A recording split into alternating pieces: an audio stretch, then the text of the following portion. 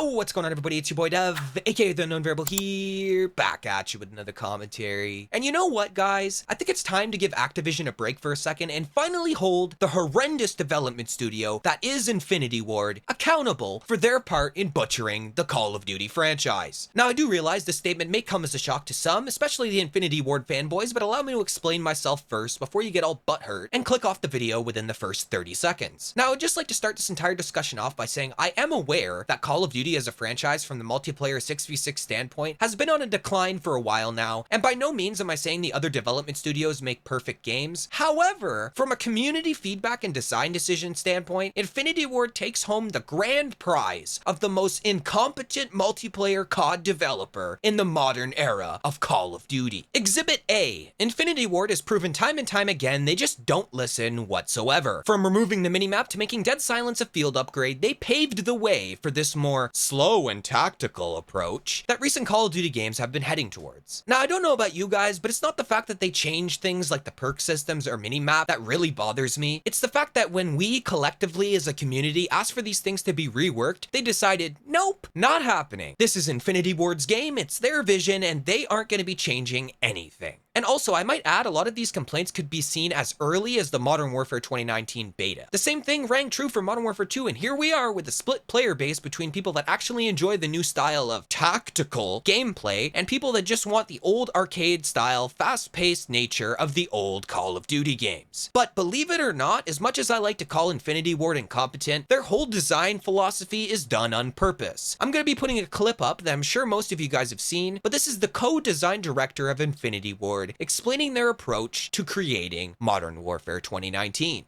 SFL videos on YouTube says Black Ops 4 was pretty much you destroying another team or being destroyed by another team. Is the balanced matchmaking a priority for Modern Warfare? Yeah, for sure. I mean, one of the things we really want to do with this game is we want to get new players in the game, and we want them to kind of like, we don't want them to just get punched in the mouth over and over again until they leave. We want a healthy ecosystem. We want a lot of players in and having fun, and that's a big focus for us. It's a big focus for us in weapon design. It's a big focus for us in level design. Our weapons are a bit more lethal than they were in the Black Ops, the recent more Black Ops, and that helps a lower skilled player get a kill when they otherwise wouldn't, have some success, and then feel like now there's a desire to get better and to get another kill.